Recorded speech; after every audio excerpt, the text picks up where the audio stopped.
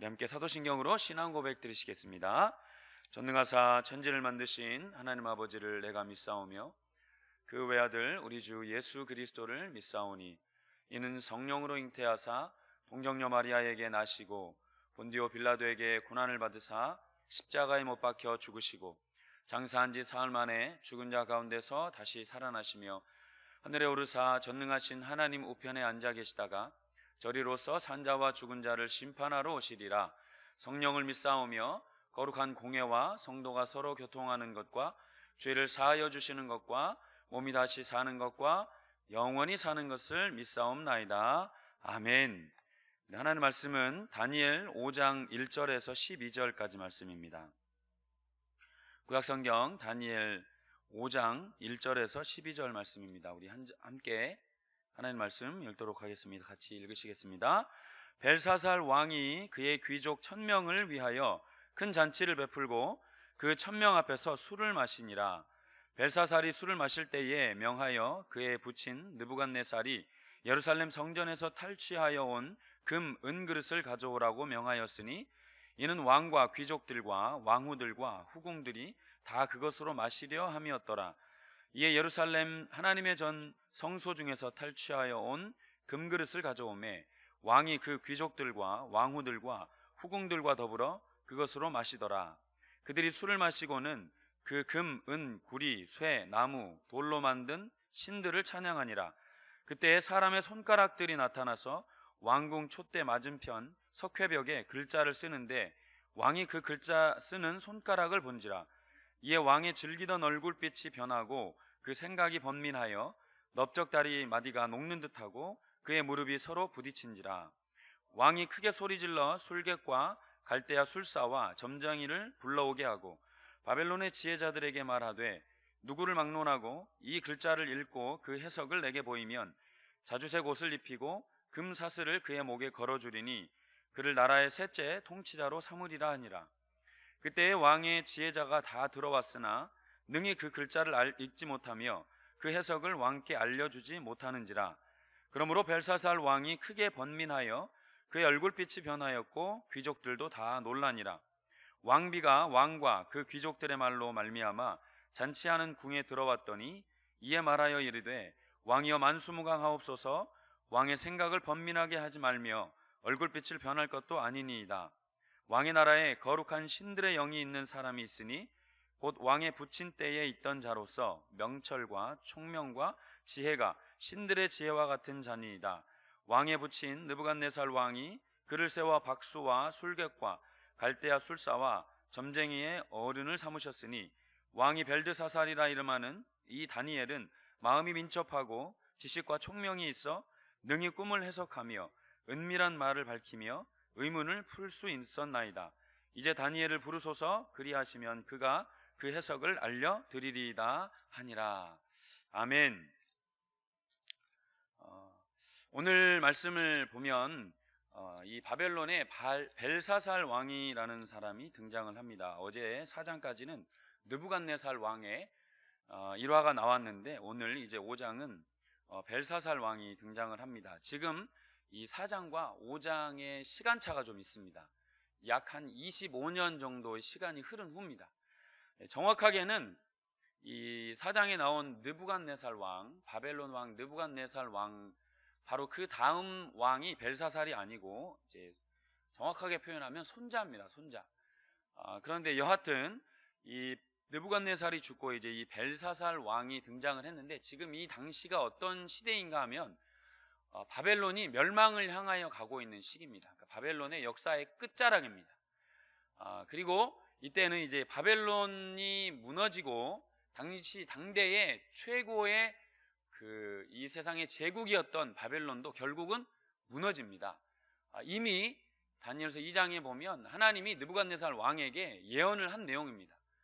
이 바벨론은 멸망할 것이다. 하나님이 분명히 말씀을 하셨고, 그리고 그 바벨론이 멸망을 하고 이제 메대와 바사 이 나라가 바벨론을 침공을 해온 상태입니다. 그러니까 이 벨사살 왕을 끝으로 바벨론은 사실 멸망을 합니다. 근데 여하튼 이 사실이 왜 중요하냐면 지금 그런 역사적인 상황이 임에도 불구하고 오늘 5장 1절에 보면 벨사살 왕이 신하들 1000명을 불러서 잔치를 벌입니다. 이 바벨론 이 도성 바깥에는 지금 메대와 바사가 거의 이제 공격을 해온 그런 상황임에도 불구하고 이 벨사살 왕이 1000명을 불러서 술잔치를 벌인 이유는 아마도 이제 여러 가지 이유가 있겠지만 과시를 하는 거죠. 그러니까 쉽게 말하면 말 그대로 뭐 한두 명도 아니고 1000명입니다. 그리고 이 바벨론 도성은 굉장히 난공불락의 성입니다. 그래서 그 어떤 공격으로도 무너질 수 없는, 그러니까 이 벨사살 왕은 자만했던 거죠. 자신감이 있었고 우리는 망하지 않는다라고 생각을 하고 있는 것입니다. 그럼에도 불구하고 하나님이 이제 그 벨사살 왕에게 말씀을 하십니다. 근데 어떤 식으로 말씀을 하시냐면 이 벨사살 왕이 이 술잔치를 벌일 때 그냥 술잔치를 벌이는 게 아니고 자신들이 정복했던 그 예루살렘, 유다죠, 하나님의 성전에서 탈취하여 온 금그릇을 가지고 와서 향락잔치를 벌입니다. 근데 이 잔치가 그냥 단순히 술만 먹고 이런 잔치가 아니라 굉장히 타락하고 정말 그 더러운 그러한 잔치를 벌이는 거죠. 하나님의 성전, 하나님을 예배하고 하나님을 높이는 그 제사 드리는 그 그릇을 가져와서 자신들의 향락을 위해 사용하고 있는, 아무리 이방 나라지만 이 하나님, 거룩하신 하나님을 모욕하고 이 거룩하신 이 온 우주의 하나님이심을 모욕하는 그 행위를 벨사살 왕이 하고 있는 것이죠.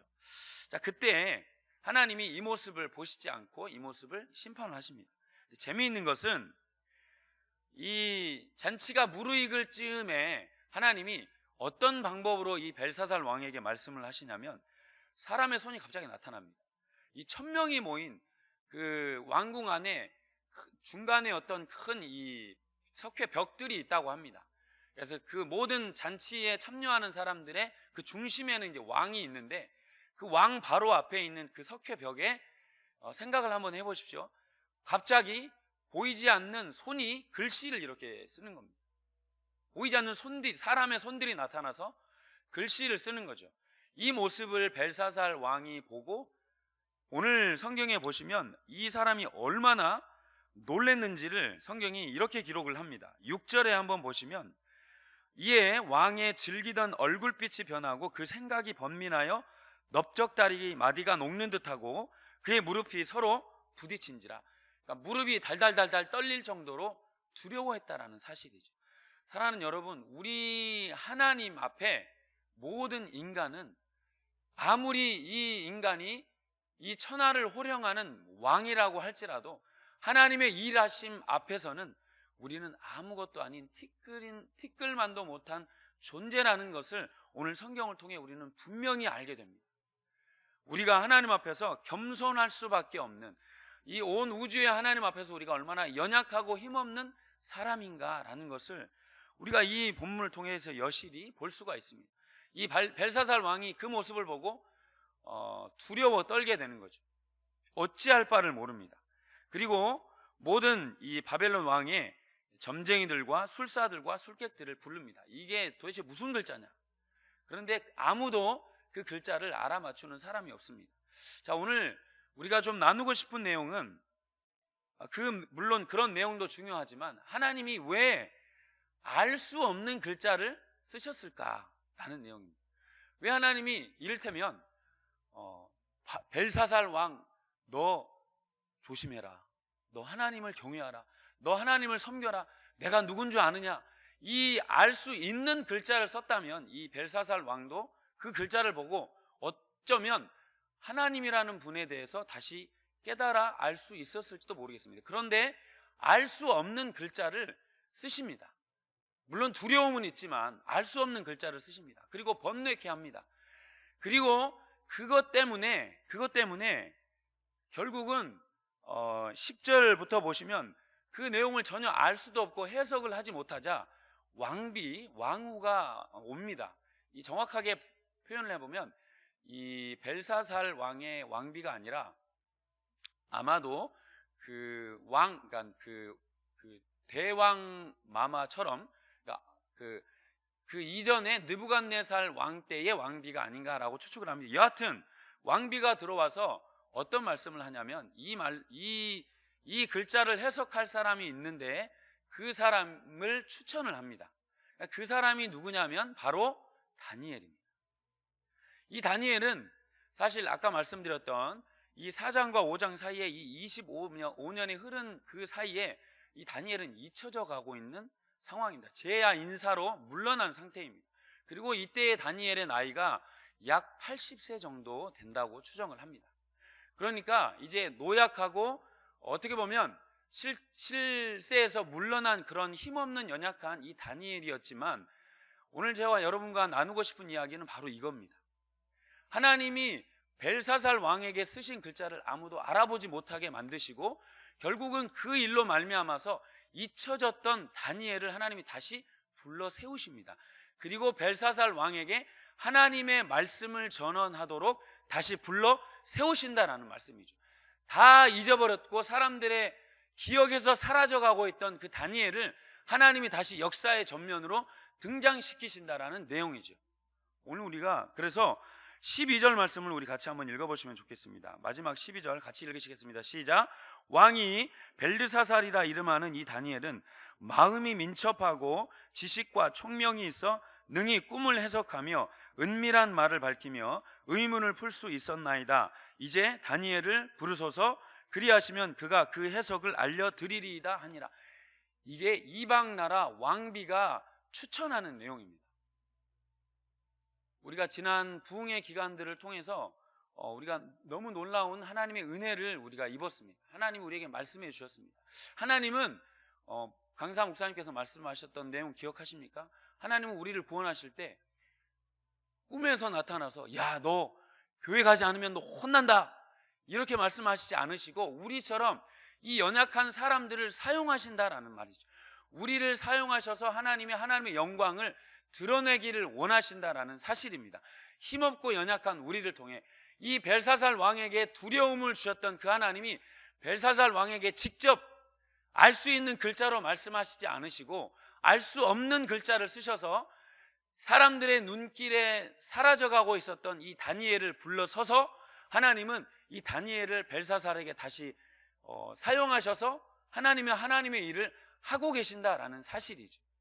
우리가 우리 자신을 사실 바라볼 때 우리는 연약할 수밖에 없고 부족한 우리의 모습을 보지만 하나님은 하나님 앞에 깨어있는, 오늘 말씀에 보면 이 다니엘을 추천하는 이 왕비가 다니엘을 어떻게 보냐, 그 사람은 마음이 민첩하다라고 말을 합니다.